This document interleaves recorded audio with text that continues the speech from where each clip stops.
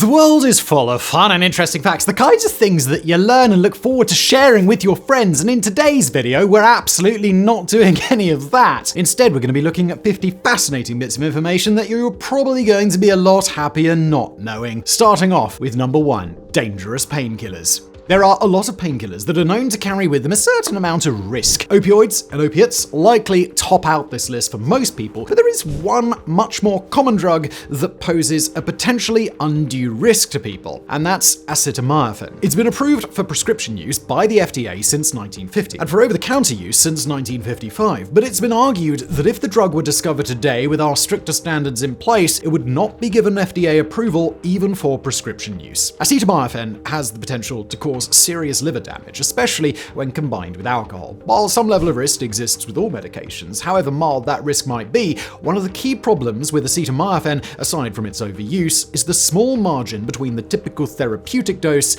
and the toxic dose. These concerns have been discussed for over 50 years, including in the 1970s editorial in the prestigious medical journal The Lancet. Although the drug is considered safe when used as directed, and millions of people take it every day, there are still tens of thousands of Americans hospitalized every year and about 150 deaths resulting from accidental acetaminophen toxicity. The fig wasp life cycle. The last time you bit into a fig, or possibly a fig Newton, you probably didn't give a lot of consideration to where that fig came from. After all, they grow on trees like many other fruits, and we all have at least a basic understanding of how this process works. However, figs aren't actually a fruit. What we eat is known as an inflorescence, which is essentially just a bloated stem full of flowers that grew inside out. While it's neat that they're technically flowers rather than fruit, it doesn't seem like it would change very much, at least not until you consider how these flowers are pollinated. Specialized female wasps have to crawl through a tiny opening in the fig in order to reach the interior. This gap is so small that the female's wings and antennae are torn off in the process,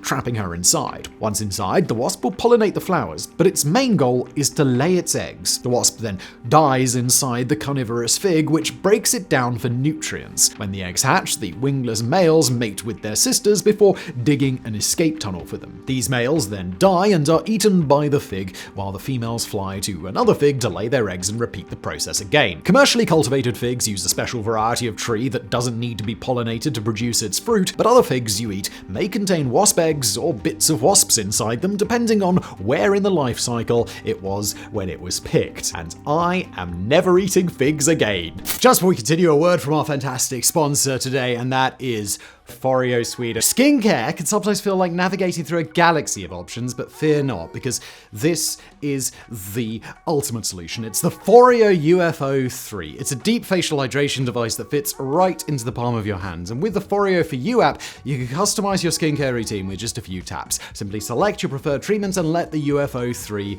work its magic. It is designed to deeply hydrate your skin, leaving it feeling as fresh as a morning dewdrop. It combines thermotherapy, LED light therapy, and T-sonic massage to give you the ultimate pampering experience. And at this point, you might think, Simon, you're not a beauty influencer.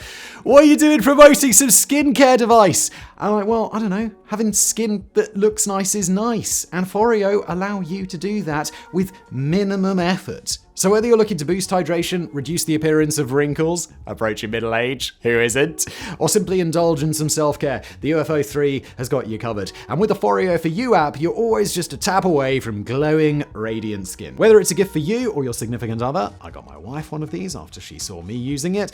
It's a great thing to buy. So what are you waiting for? Join me in experiencing the wonders of skincare with the UFO 3 by Foreo. Just click the link below and you'll get a 30% discount on the UFO 3 Plus. For the first 50 people who use the code SIDE10, you'll get an extra 10% off, which is nice. So thank you to Foreo for sponsoring. And now back to today's video. Cheese addiction. In 2015, the internet was shocked when headlines compared cheese to cocaine in light of a new research paper. Others then went on the offensive, attempting to refute the eye-catching claims. The 2015 paper used self-reported data about how foods made people feel and their level of craving for the food, and it wasn't trying to create any specific scientific claims about the addictive nature of cheese as it related to our brain chemistry. However, in 2021, a new research paper was published that sought to do just that. The study showed that cheese contains a protein called casein, which the body breaks down into peptides called casomorphines. The paper referred to these casomorphines as food-derived opioids because they latch onto our body's opioid receptors and provide similar effects to other opioids like heroin and morphine. although the effects of cheese are not nearly as intense as dangerous pharmaceuticals, cheese consumption still causes a release of dopamine that could be addictive. Chlorinated water is odorless. The scent of chlorinated water is an unmistakable sign that summer has finally arrived. If you've ever been in a pool, you can almost certainly recall the unique scent of the water with relative ease. Unfortunately, it turns out you weren't smelling what you thought you were. By itself, chlorinated water is almost entirely odorless. There may be a very faint chemical smell, but it's nothing like the pool scent that you're familiar with. That scent is not caused by chlorine, but by chloramines. Chloramines are created when the chlorine reacts with ammonia, stripping away the ammonia's hydrogen atoms and replacing them with chlorine. Of course, since people aren't dumping ammonia in their chlorinated pools, that just raises the question of how it got in the pools in the first place. Naturally, the ammonia came from people. It comes from sweat, body oils, and most abundantly, urine. Yes, that means the distinctive pool smell that so many people have fond memories of is actually just the scent of people pissing in the pool. Lovely. And if the odor is particularly strong, it's best to stay out of the water entirely. Chlorine is added to pool water to kill germs, but when it combines with ammonia to form chloramines, it can no longer perform its intended task. As such, the stronger the pool scent is, the less free chlorine is in the water to fight off germs that could cause infection for swimmers. And of course, it means there's more pee in the pool as well, so that's nice. Eyelash mites. It's well known that your body is covered and filled with bacteria. The average human body is roughly 50% bacteria cells, many of which have a symbiotic relationship with our bodies. Although this fact can sometimes be mildly unsettling, it's easy not to think about microscopic creatures that exist in numbers too large to properly comprehend. So instead, let's talk about other organisms living on your body that are about 400 times larger than a bacteria, or about 0.3 millimeters. And instead of a number so large as to seem abstract, there are roughly 1,000 to 2,000 of these things living on you right now. They're called Demodex mites, and they're 8-legged parasites that live on your eyelashes near the follicles. These mites survive on a diet of dead skin cells and oils, and are considered to be mostly beneficial. As long as there's only a couple of thousand of these parasites on your eyelashes, everything should be fine, but if their population grows too much, it can cause an infection of the eye known as dermatocosis. And if the mere presence of these mites wasn't enough to make you uncomfortable, you may be happy to know they are officially characterized as arachnids. You're never too old to die. At the time of writing, it's approaching allergy season in the Northern Hemisphere, which is a time of itchy eyes, runny noses, coughing, sneezing, and other uncomfortable symptoms. Allergies are an abnormal immune system response to various substances that are normally harmless to humans. These frequently develop in children, especially food allergies, but it's not uncommon for adults to develop new allergies as well. In fact, while new allergies are generally less common at advanced ages, there is no age at which a person is free from the possibility of developing new allergies, including extremely deadly ones. For adults, this often means developing new allergies to medications or insect venom like bee stings. However, one of the most common allergies for adults to develop is latex. The risk of developing a latex allergy increases based on the level of exposure, and many hospitals have moved away from using latex gloves because doctors and nurses kept developing allergies from repeated and prolonged use. Of course, gloves aren't the only latex product that people use, and it's quite possible that the only reason you were born is because an adult developed a latex allergy from excessive exposure. You're never too young to die. You're probably familiar with the warning signs that you or someone else is having a stroke. The person may have trouble speaking, or may be speaking nonsense, even if they think they're talking normally. They might have trouble with balance, and parts of their body, like their face, might go numb. However, despite the common belief, there is no evidence that smelling burning toast is a warning sign of a stroke. So if that does happen to you, please check your toaster. Anyway, the stroke occurs when blood flow to a part of the brain is severely reduced or stopped entirely. The most common causes of this are either a blood clot or a hemorrhage, and strokes are generally associated with older people. However, while age is one of the many risk factors for strokes, it's not a requirement. Any person, regardless of how young or healthy they are, can have a stroke at any time. We're running out of antibiotics. Antibiotics have been in use for less than a century, and we're already in danger of running out of them in the foreseeable future. We won't run out of the antibiotics themselves, it's just that the ones that exist will stop being as effective as antibiotic resistance continues to grow in bacteria. According to the World Health Organization, every year, nearly 5 million people die as a result of antibiotic-resistant infections. By 2050, that number is expected to double. Furthermore, experts have warned that we aren't developing new antibiotics fast enough to combat the very real problem this poses. It would be one thing if these resilient strains of bacteria were mutations that remained highly localized, but they are able to spread out to extreme distances. Recent studies have found antibiotic-resistant bacteria in clouds, allowing them to literally rain down on people thousands of kilometers away from where the resistance originated. Shockingly, this isn't even a new problem. Penicillin was discovered in 1928 and first approved for commercial use in 1941. The first penicillin-resistant strains of Staphylococci bacteria were discovered in 1942. But maybe there's an upside to this. Instead of fearing that the future of humanity will be doomed to die from infection, perhaps we can rejoice that we're alive at what may be the brief window of human history where antibiotics were still effective. Have your pets spayed or neutered? Have you ever been so horny that you thought you might die if you didn't get laid? Well, hopefully not, because that level of over-dramatized desperation is generally unattractive to other humans. But for female ferrets, this is the reality of their mating season. Female ferrets go into heat in early spring and remain in that state until they become pregnant or the breeding season ends towards the end of fall. While in heat, the ferrets produce large quantities of estrogen. The high levels of estrogen can lead to bone marrow suppression, a condition where they produce a lower count of red and white blood cells than normal. If this continues, the females will suffer from aplastic anemia, an extremely painful and deadly condition resulting from the lack of blood cell production. It's worth noting that the females do not need to successfully get pregnant, but they will literally die without sex. There is no analog of this condition in male ferrets, so it is only the females for whom mating is a matter of life and death. Because of how deadly and painful aplastic anemia is, combined with how difficult and malodorous it is to breed ferrets, it is recommended that all domesticated female ferrets be spayed so that they will not go into heat. What a way to go. Speaking of excessively horny animals, let's now travel to Australia, where the Antechinus lives. Antechinus are a genus of marsupials resembling mice, and their breeding season is truly something else. While those female ferrets need to have sex or they die, the male Antechinus will have sex until they die, a behavior referred to as suicidal reproduction. This type of reproduction has been observed in plants and some insects and invertebrates, but it is extremely rare in larger animals. Males will begin breeding with every female they can find for a period of 1 to 3 weeks, repeatedly mating until they drop dead. At least one species of Antechinus will even cannibalize the dead as they need the energy to continue their intense workouts. Deaths result from rising levels of the stress hormone cortisol. Hormone production increases while the Antechinus are breeding, and the increased levels of testosterone inhibit the body's ability to remove the cortisol from the bloodstream. As a result, the males die of systemic organ failure. Breeding season has a near 100% mortality rate for males, but, well, at least they died doing what they love.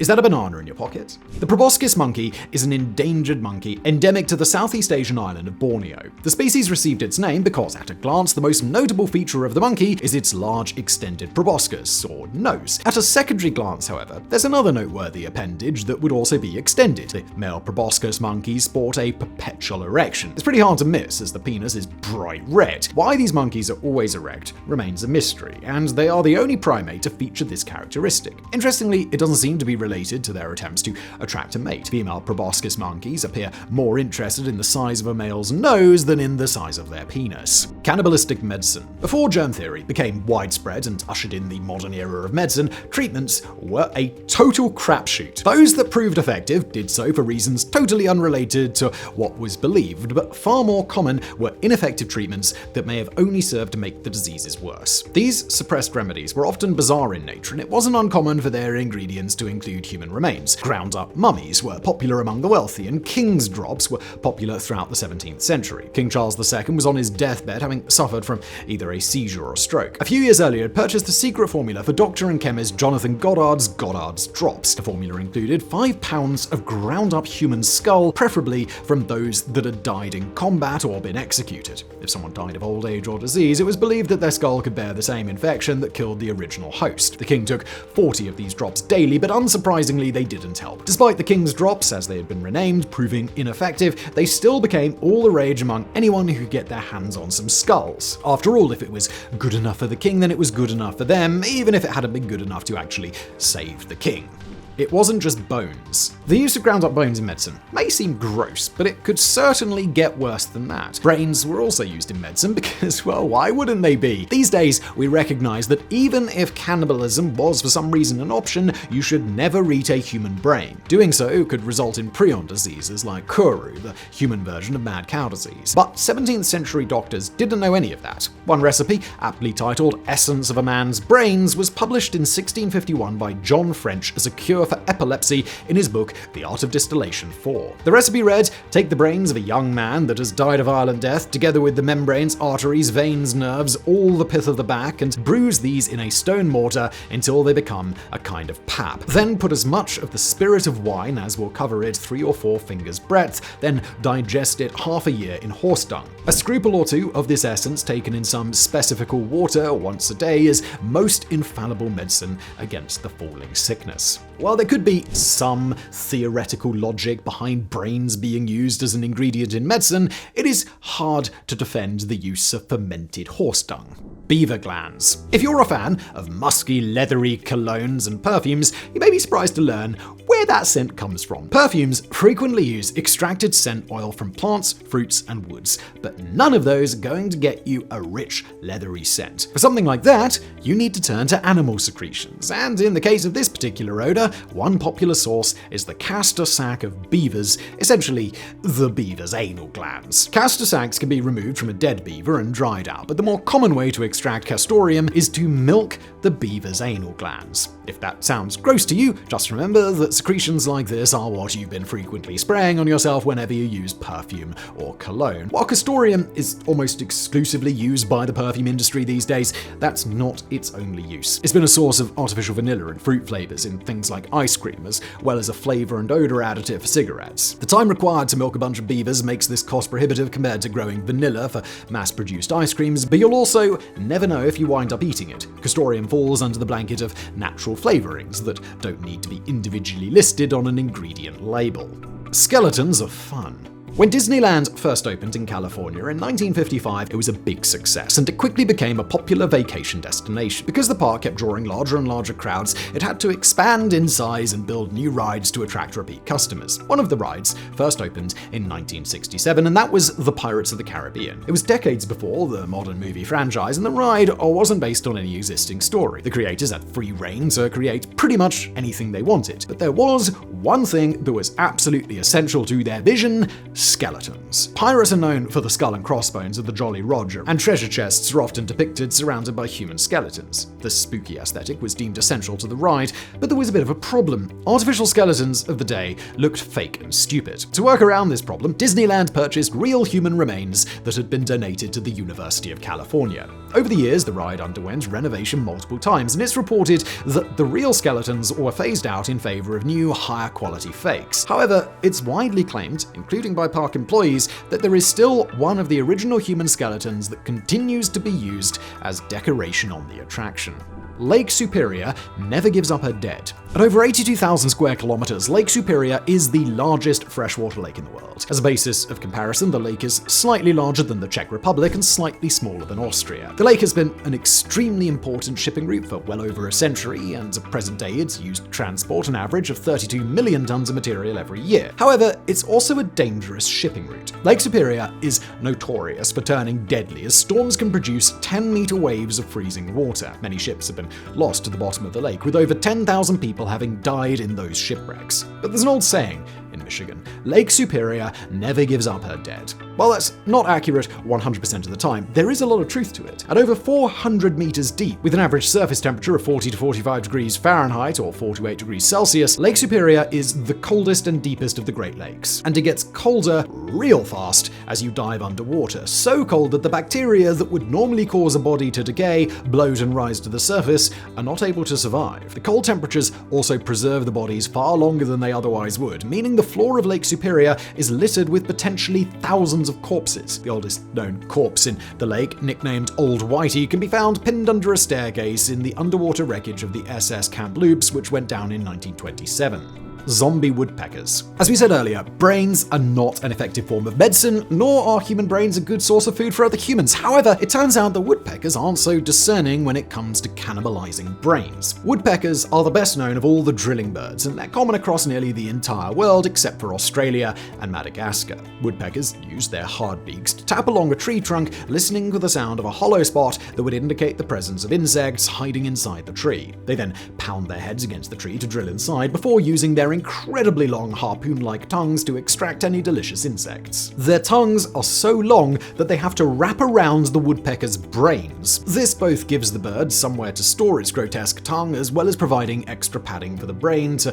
prevent concussions while drilling. But what's a woodpecker to do if they're hungry and can't find insects in a tree? You might think they would go look for insects on the ground or in plants like other birds, but that's a waste of a perfectly good drilling beak. Instead, they will find other birds and use their beaks to drill through their skulls, devouring their brains. The victims are usually baby birds in nests who are unable to fight back or fly away, and this behavior is common among multiple species of woodpeckers. Spiders are getting bigger. For anyone not living in Australia, where spiders the size of a person's head are already common, the idea of a sudden increase in the size of spiders may be a bit disconcerting. However, this is one of many impacts that climate change is having on spiders around the world. Rising temperatures have caused spiders to become larger, more abundant, faster, and more aggressive. Some outlets have also reported that spiders are becoming more venomous, but that's not entirely true. How venomous an individual species of spider is hasn't changed, but rising temperatures have allowed many venomous species that live in tropical climates to be able to spread out well beyond the area that they previously called home. While there have been numerous studies over the past 15 years that have showed spiders increasing in size, it is important to note that each study was focused on a specific species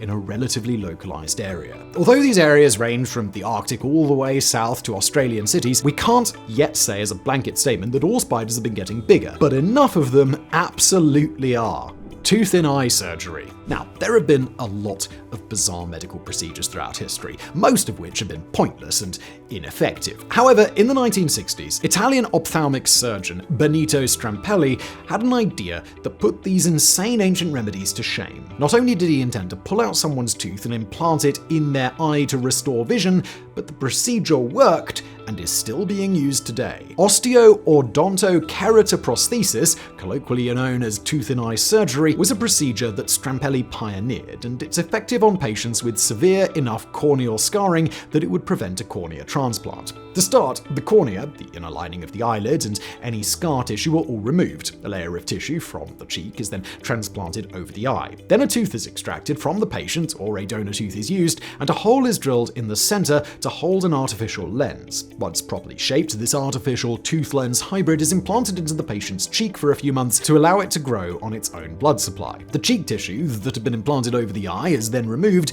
and the eye gets hollowed out, and the tooth is implanted in the eye. Yes, this is a real, modern surgery, and yes, it is effective at restoring vision.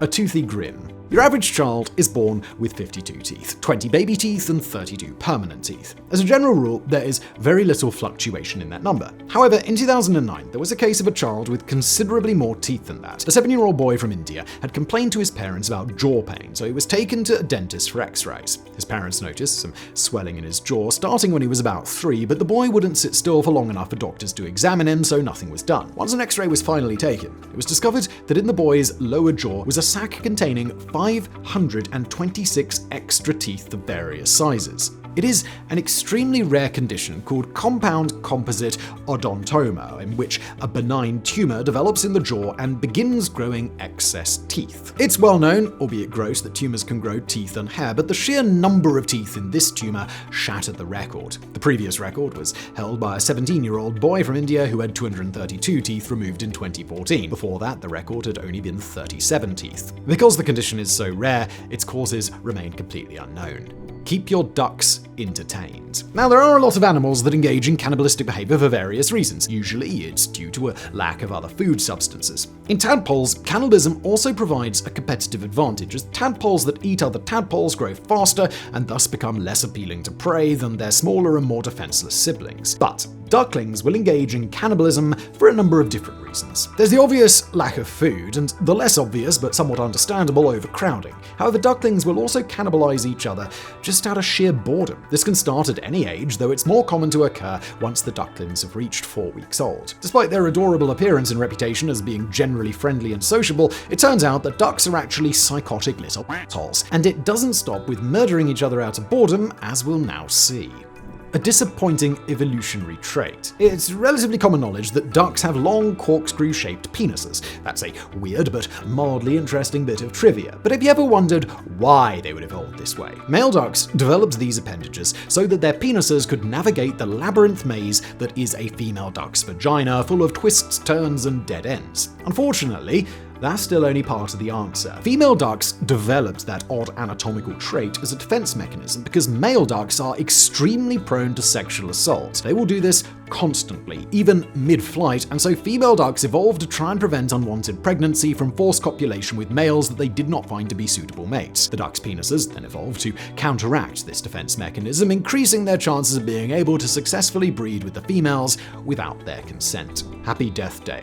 This purported fact actually remains open to debate, as there's not a 100% definitive consensus on the matter. However, many statistical studies show that you are much more likely to die on your birthday than any other day of the year, with deaths in the week leading up to or following your birthday also being key candidates. The first large-scale study used data from 2.7 million Californians who died between 1969 and 1990, and multiple studies of a similar scale have been conducted. Most of these studies showed clear evidence of the birthday effect, though a couple showed no such effect. Though not definitively proven yet, there are a number of explanations for why this might be the case. Birthdays, especially for younger people, are associated with going out and drinking. This can result in deaths from alcohol poisoning and drunk driving, and in the United States, the number of people who die on their 21st birthday or the day after is well in excess of the normal distribution. Birthdays are also stressful, and in men there's an increased risk of suicide surrounding a person's birthday. There are also terminally ill patients who may, through sheer force of will, manage to hang on until their birthday, at which point they're comfortable letting go.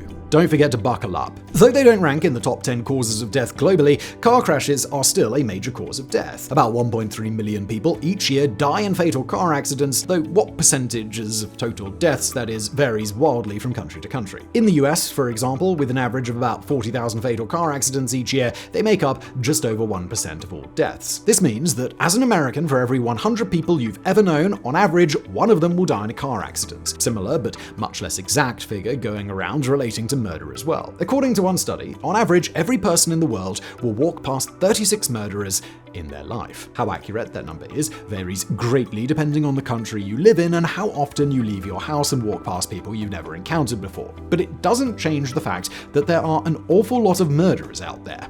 No anesthesia needed. For a long time, it was believed that babies were more susceptible to pain than older children or adults were. However, in the late 19th century, this changed entirely. Possibly due to the misinterpretation of new scientific developments, it became considered fact that babies were unable to feel pain. These babies, especially those born prematurely, had nervous systems that were not yet developed enough to perceive pain. And even if they did happen to feel a little pain, they wouldn't grow up with any conscious memory of it, and thus it was deemed impossible for there to be any long-term consequences. This was a convenient development, as there were rising concerns that giving babies opioids would result in addiction. Instead, they decided that babies simply didn't need anesthesia. This belief persisted until the 1980s, when a premature infant, Jeffrey Lawson, underwent open heart surgery with no anesthesia. When his mother, Jill, found out what had happened, she started a campaign to raise awareness of the common practice. Since then, new studies have shown that people's first instincts were right all along, and babies do in fact feel more pain than adults. Terrifying genetics. Most people don't like to think about their parents having sex. We acknowledge that it's the reason we were born, but people prefer to delude themselves into thinking that the conception of them and their siblings are the only time that their parents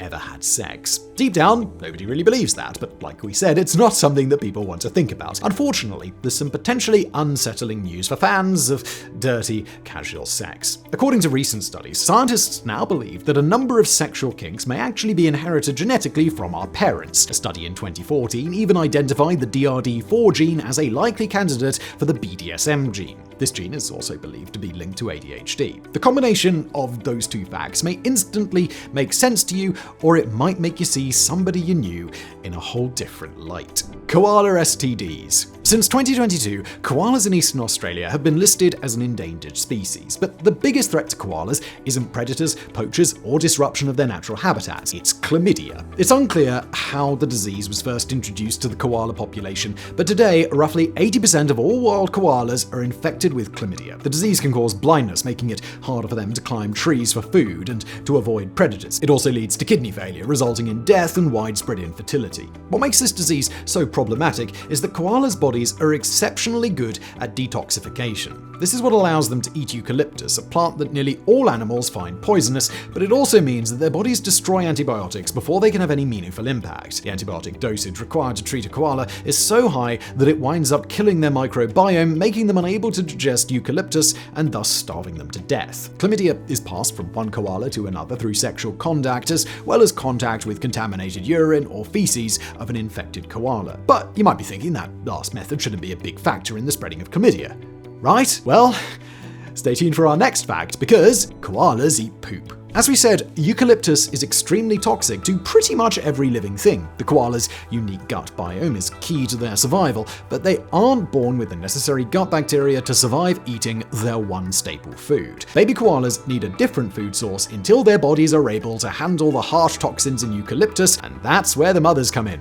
Now, it's common for the mothers in the animal kingdom to feed their young. Some do it by providing milk, others, like birds, will partially digest food and then throw it back up into their babies' mouths. And if that sounds gross, you don't want to know what koalas feed their babies, although you already know it because it's poo. Sure, for the first few months, they live in their mother's pouches and drink milk, but when they're 5 or 6 months old, it's time for them to start transitioning to solid food, or at least more solid food. When it's time to feed, a young koala will stimulate its mother's cloaca with its mouth. This causes the mother to produce a special type of feces known as pap, which is extra watery and full of partially digested eucalyptus. Not only does it get the children used to the taste of eucalyptus, it helps transfer the necessary gut bacteria and chlamydia from the mother to her offspring. Uncanny Valley. Everybody loves robots. They're cool, they're useful, and one day they're eventually going to take over and kill us all. But there's a more interesting side to some of people's fears about robots. The Uncanny Valley is an observed hypothesis originating in the field of robotics related to their appearance. As a robot becomes more human-like, people become more empathetic towards them and have a more positive emotional response when interacting with them. Up until a point. Anyway, a robot that is humanoid but clearly not real can elicit a positive emotional response, but if it gets too human, then there is a sudden reversal when people find the robots disturbing and off-putting. If they become perfect human replicants, the response then becomes positive again. This area of negative response is referred to as the Uncanny Valley. What makes this interesting is that the same innate reaction seems to exist in all humans across the world, regardless of cultural differences. The ubiquitous presence of such a trait seems to imply that it developed as part of our early evolution, indicating that there was a specific reason prehistoric humans needed to be afraid of something that looked almost human, but not quite. The leading theory is this reaction evolved to make people fearful of corpses, the diseased, or other humans who were somehow not right and could be a possible source of contagion. But the truth behind the Uncanny Valley still remains unknown. Broken Arrows. The 1996 film Broken Arrow, starring John Travolta and Christian Slater, centers on the theft of nuclear weapons from the US military. When being briefed on the situation, one of the characters stated, "I don't know what's scarier, losing nuclear weapons, or that it happens so often there's actually a term for it." For many Americans, this summer blockbuster was the first time they'd ever heard the phrase broken arrow, but it's a very real phrase involving the theft,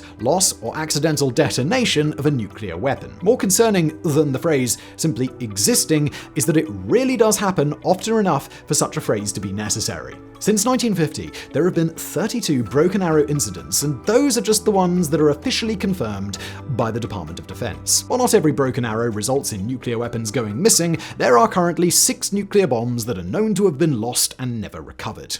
Courageous brain parasites. Do you have one friend who seems far more courageous and less risk-averse than most people you know? Or perhaps you're more open to risk than others, especially in the business world. If that's the case, your courage may be the result of brain parasites. parasites. Toxoplasma gondii is a parasite that is capable of infecting nearby warm-blooded animals, and it has a particular affinity for the brain and central nervous system. The main disease vector for this parasite is cats, with the parasite being found in their poop and urine. This is particularly useful for cats as it acts as a sort of mind control for mice that become infected. The mice that become host to Toxoplasma gondii have their brains quickly and permanently altered, removing their sense of fear. This is often cited as removing their fear of cats, but it is an indiscriminate reduction in fear of all manner of things that mice typically avoid. As a result, they will confront cats rather than flee from them, with predictable results. But it's not just cats, and Toxoplasma gondii is believed to have infected 2 billion humans worldwide. In the US, it's about 11% of the population, while in some countries that number is as high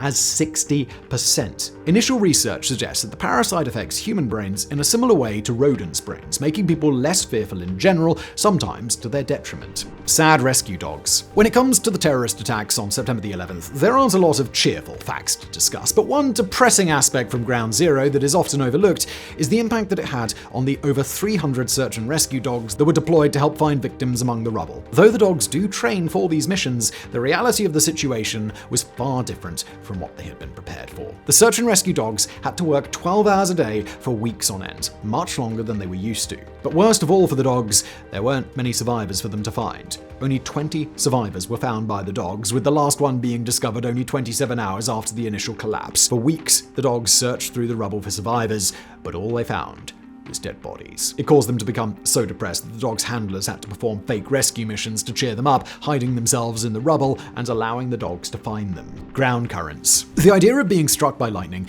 is certainly unappealing, but for most people, it's not a prevalent fear. Sure, it's a thing that could theoretically happen, but it's so wildly unlikely as to not be worth thinking about. However, you don't actually need to be directly struck by lightning to feel its effects. When lightning hits an object like a tree, the electricity spreads out across the surface of the ground, also referred to as ground current. The rainfall that often accompanies lightning can increase the conductivity of the ground, making this even more dangerous. One of the most notable examples of this danger occurred in 1939 in the Raft River Mountains of Utah. A flock of 850 sheep were sleeping in a canyon between the mountains when lightning struck the ground. A single bolt of lightning killed 835 of the sheep. Another famous but somewhat dubious instance of this phenomena allegedly occurred in the Democratic Republic of the Congo in 1998. A soccer match between Bena Shady and the visiting team Basango was taking place, and the score was tied 1-1. Lightning struck the pitch, and according to local reports, 11 people died with another 30 injured. Later, reporting claimed that all 11 players for Bena Shady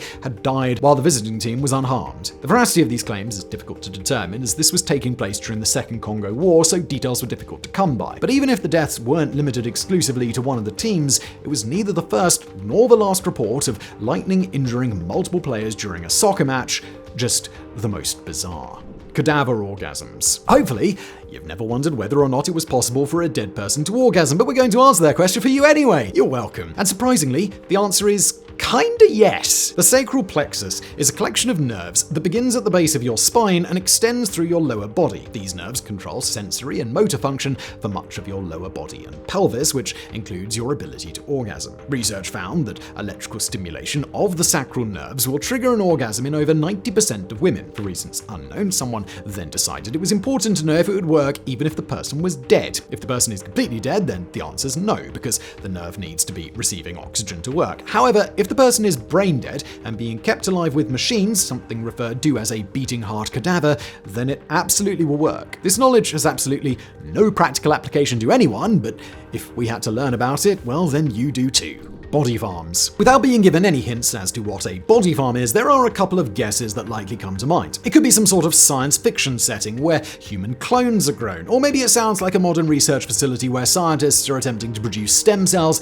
in an attempt to successfully create artificial organs. And those would both be reasonable guesses, but growing bodies is the exact opposite of what a body farm is used for. The first body farm was created by American anthropologist William Bass in 1981, and it is used to study the decomposition of humans and other animals. Today, there are now 7 such body farms at universities across the United States, with more having been established around the world. Though rather grim, by using body farms to study the various stages of human decomposition in a variety of different but controlled settings, it can help advance forensic archaeology and the forensic science used in law enforcement. Among the many discoveries made by studying human decomposition is the precise environment required for a decomposing human body to explode from a buildup of pressurized gases. So that's nice. Suffer like I did. Harow was an American psychologist whose work centered around studying maternal bonding. Many of these experiments were questionable at best, such as seeing if a baby monkey would bond with a machine designed to replicate the behavior of a physically abusive mother. If that was Harry operating at his most ethical, you can only imagine how badly things turned when his wife died of cancer in 1971. Harry became depressed, and he abandoned his research on maternal bonding in favor of research into depression and isolation. Essentially, he was torturing animals just so that they would be as miserable as he had become. Perhaps his magnum opus was the vertical chamber apparatus, which Harry insisted on referring to as the Pit of Despair,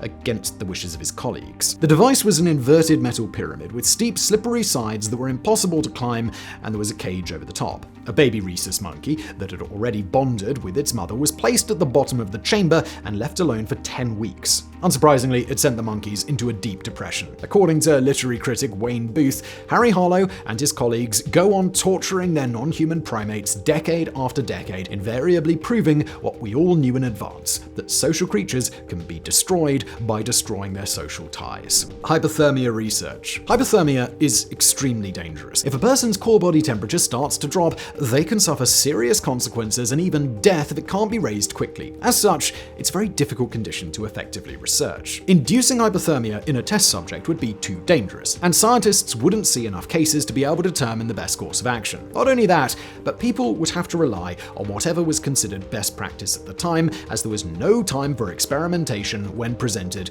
with a hypothermia victim. But in World War II, it was determined that many naval officers or pilots that were shot down were dying of hypothermia after falling into and being pulled out of the cold ocean waters. This meant that studying hypothermia could be useful to militaries, but there was still no ethical way to do so. Of course, it should come as no surprise that ethics wasn't exactly a top priority for Nazi scientists. They conducted numerous experiments on prisoners in which they were deliberately frozen so that different methods of warming up the body could be experimented with. These Nazi experiments were fatal for most of the prisoners involved and were beyond unethical, but they are also the source of most of our knowledge about hypothermia. How about a little tongue? Hiding in the ocean is a parasitic isopod known as Cymothoa exigua. These are little crustaceans with a rather colourful nickname, the tongue-eating louse. This is technically a misnomer, as the parasite doesn't actually eat the host tongue. The parasite first attaches itself to a fish's gills, where it lives until it matures. Then it crawls through the gills and ends up in the throat of the fish, going into its mouth. Here is where the tongue-eating louse gets its name. Not by eating the tongue, but by severing the blood vessels so that the tongue becomes necrotic and falls off. Once it's gone, the louse attaches its hind legs to the victim and becomes its new tongue. Parasites feed on the fish's blood and mucus, but their presence doesn't seem to actually be detrimental to the fish. Sure, they no longer have a tongue, but the parasite is kindly filling in and performing the actions of a prosthetic tongue. This makes it the only known parasite that functionally replaces a host's organ, even if it's also responsible for removing that organ in the first place. Fortunately, these parasites don't affect humans, but if you buy fresh trout or snapper with the head still intact, there's a chance you may find one of these parasites where the tongue should have been, which would be weird.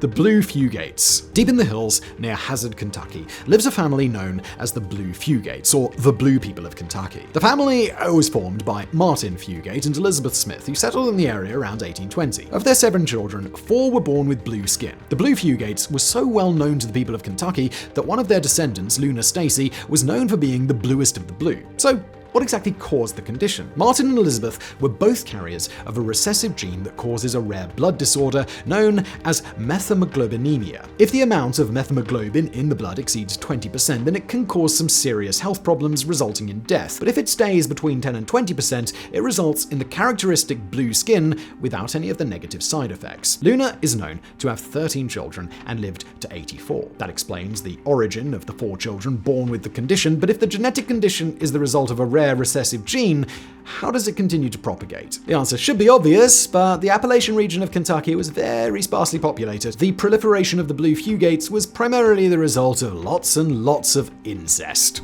Dying for a bathroom break. Nearly everyone experiences constipation at some point in their life. You know the feeling: bloating, cramps, abdominal pain, and so on. This can usually be managed easily enough without the need for medical intervention. Increasing fiber in the diet or taking laxatives can be a quick fix, and if the problem doesn't return, then that's the end of it. But for people with chronic constipation, the condition can actually be deadly. The two most common problems that result from chronic constipation are rectal prolapse and fecal impaction. Rectal prolapse is when a part of the colon escapes out through the butthole. It's not fun, and it can cause uncontrolled bowel movements, but it is very rarely life-threatening.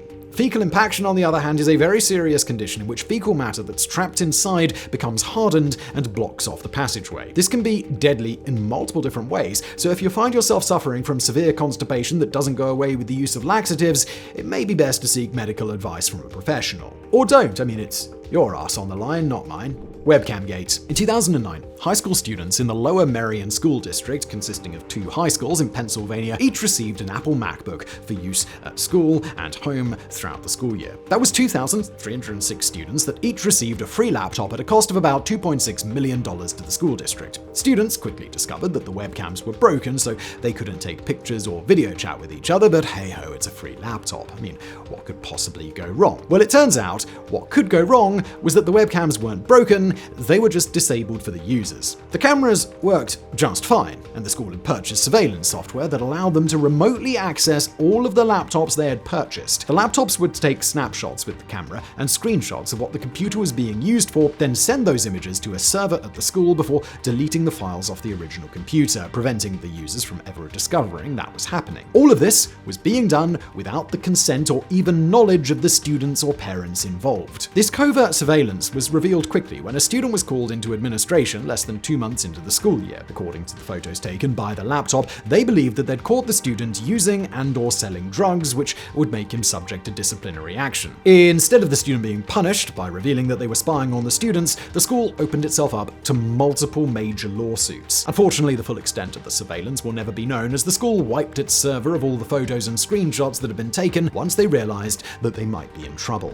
Elephants and you. It's said that an elephant never forgets, and in a moment, you'll wish that was the only fact you'd ever heard about elephants. Elephants are massive animals, weighing multiple tons. As such, they need to eat a considerable amount of food to survive. In fact, they can spend up to 18 hours each day eating, consuming as much as 300 to 600 pounds of food, depending on the type of elephant. However, one of the main reasons that elephants have to eat so much isn't their massive size, it's because their digestive tract kinda sucks. Their guts are really inefficient at breaking down the plants they survive on, resulting in a large percentage of what they eat passing through their system completely undigested. What all this means is that an elephant can poop 12 to 15 times per day, and that their total bowel movements each day exceed the weight of an adult human. Gender reveal massacre. If there are 2 things people love to eat, it's chicken and eggs. Admittedly, surveys show that people prefer the taste of beef, but chicken is far less expensive and is a leaner source of protein. Regardless of taste preferences, the global demand for chicken products is massive. In the United States, the average person consumes 100 pounds of chicken every year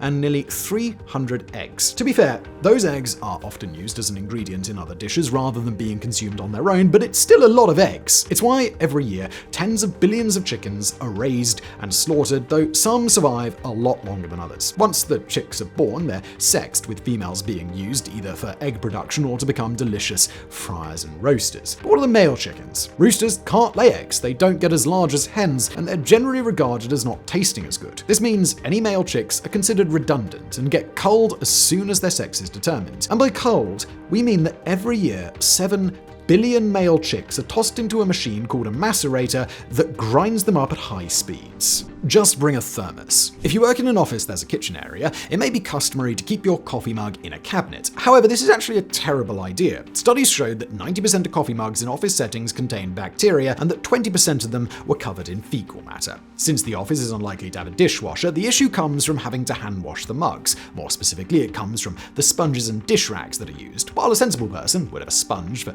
the kitchen sink and a completely separate sponge for the bathroom, this doesn't appear to be a universally accepted practice practice in office settings. The same sponges and rags are often used in both the office bathroom and the office kitchen, resulting in a whole lot of nasty stuff ending up on your supposedly clean coffee mug. If this is a concern for you, then there are fortunately multiple alternatives, such as washing your mug at home or bringing a thermos to work, but it may make you question what your past self was drinking from. Based on a true story. Of all the movies you might think were based on a true story, A Nightmare on Elm Street is unlikely to be at the top of that list. While the psychotic, wisecracking child murderer Freddy Krueger wasn't based on a real person, the manner in which his victims died sadly was. Wes Craven's inspiration came from a series of articles in the Los Angeles Times about the Hmong refugees who had fled to the United States from Laos, Vietnam, and Cambodia. Once the refugees were in the US, many began suffering from intense nightmares and refused to sleep. On at least 3 reported occasions, a person who had been staying awake to avoid nightmares finally fell asleep from exhaustion. The nightmares recommenced, and all 3 of those reported on died in their sleep while screaming out in terror. Newspapers reported on these 3 incidents individually, but they never linked them together. The victims were believed to have suffered from sudden unexplained death syndrome, and these inexplicable deaths inspired Craven to create a serial killer who murdered people in their dreams. Mass-produced crochet. Crochet has seen a major uptick in popularity in recent years, starting at the beginning of lockdown in 2020. Not only was it a fun DIY activity that people could do, it gave them a creative outlet. It's also relatively cheap compared to other hobbies, as the yarn is not very expensive. This is especially true if you happen to be a major corporation with the ability to buy things in bulk. While not everyone has the time, patience, or inclination to crochet items themselves, the unique nature of these items resonated with people. From 2020 through 2022, sales of crocheted items increased by 75%. Major retailers like Target even started offering items like crochet sweaters to customers who were eager to jump on the trend. And at only $35, Target's crochet sweaters were very affordable. In fact, crochet enthusiasts were very quick to point out that they were disconcertingly affordable. Though people who never researched or took part in the practice themselves were unlikely to be aware, machines can't crochet. There's no question that someday a machine will be able to crochet properly, but that day is not today. As such, anytime you see a store offering a mass-produced crocheted product, that product can only allegedly have been manufactured through the use of slave labor. That's, or it's actually knit rather than crocheted, though that wasn't the case with the sweater from Target. Locked-in syndrome. Traumatic brain injuries are never a good thing, and there are a lot of negative outcomes that can result. One possibility is for a person to fall into a coma, a state in which they're both asleep and unaware of what's going on around them. Another is a persistent vegetative state in which a person has woken up from a coma but still lacks awareness. They may occasionally open their eyes and demonstrate a sleep cycle, but they have no conscious understanding of what's going on. But there's another option that's far more terrifying, known as locked-in syndrome. This occurs when the lower brain and brainstem are damaged, resulting in almost total paralysis. A person with locked-in syndrome will have no voluntary muscle control except for the ability to blink and move their eyes. They are prisoners in their own bodies, unable to speak and only able to communicate through eye movement. And that's only if anyone even realizes that they're awake. If a person wakes up from a coma to discover themselves in this locked-in state, it can take months for anyone to notice that they're awake. Unfortunately, there's no treatment and no cure. Patients who suffer from locked-in syndrome can continue to live in that state for extended periods of time, but it's extraordinarily rare to ever recover. And all I can say to that is, holy sh**. That's the scariest one so far, I don't like it. Enter Sandman. Somnambulism, better known as sleepwalking, is relatively common amongst children, though most people grow out of it, except this dude. I just occasionally sleepwalk, I don't know why. Studies estimate that up to 29% of children ages 2 through 13 will sleepwalk at least once, but only 4% of adults sleepwalk. On the surface, it seems harmless enough, or at least mostly harmless. Most sleepwalkers will occasionally suffer minor injuries like cuts or bruises, but serious injuries and death from things like falling down the stairs are incredibly rare. For the most part, the sleeping person will just get out of bed and walk around a bit. However, there are other more complex activities that can take place. The most common of these is sleep eating, in which a person will eat and drink while in their sleepwalking state. This can involve eating normal food or strange combinations of food, but either way, they will have no recollection of doing so. But it gets much worse than just eating. There's also sexsomnia, in which the sleeping person engages in sexual acts with themselves or another person. When another person is involved, consent might not be. And of course, there's homicidal sleepwalking, which is exactly what it sounds like. Though these parasomnias are extremely rare, sleepwalking has been successfully used as a defense for both both murder and sexual assault in the last decade, and the number of cases in which it is being used as a defense has been increasing. Misinformation is nearly impossible to avoid. The nature of the internet and the instantaneous spread of information have resulted in journalism that rewards outlets for being the first to publish instead of having accurate information. How damaging the effects of this are range greatly depending on the type of material that you're reading, but there is no corner of the internet that isn't overwhelmed with incorrect data that has been reported as fact more times than it's been corrected. For example, if you're a fan of cursed and uncomfortable facts who consumes a lot of information, like what's appeared in this video, there may be a number of terrifying lies that you have seen reported as facts rather frequently. There are claims that the average person eats a credit card's worth of microplastics each day, that over 250,000 deaths each year are caused by medical errors, that 2,500 left-handed people die each year using products intended for right-handed people, that the weight of a mattress doubles in the first 10 years of use from dust mites and dust mite droppings, or that 15% of the air in subways is human skin cells. Those would be some disturbing facts if they were true, but the good news is, they're not true. Unfortunately, because they are so eye-catching, you will find far more sources repeating all of these statements than ones out there trying to debunk them. The most dangerous animal in the world. And for our final entry today, we're going to leave you with something a little more lightheaded than the rest of this video, probably. Anyway, there's always the chance it will fill you with the same sort of existential dread as it did when it was first unveiled to the public. In 1963, the Bronx Zoo in New York unveiled a startling new exhibit titled The Most Dangerous Animal in the World. That title was printed atop a cage inside the Great Ape House, but behind the cage's bars stood only a mirror. The text beneath the cage read, "You are looking at the most dangerous animal in the world. It alone, of all the animals that ever lived, can exterminate, and has, entire species of animals. Now it has the power to wipe out all life on Earth." In 1968, the Brookfield Zoo in Chicago created a similar exhibit. While this clever and subversive exhibit from the zoo is a fun piece of trivia, it's worth noting that in the over 60 years since the Bronx Zoo opened their controversial new exhibit to the public, humanity apparently hasn't learned a goddamn thing.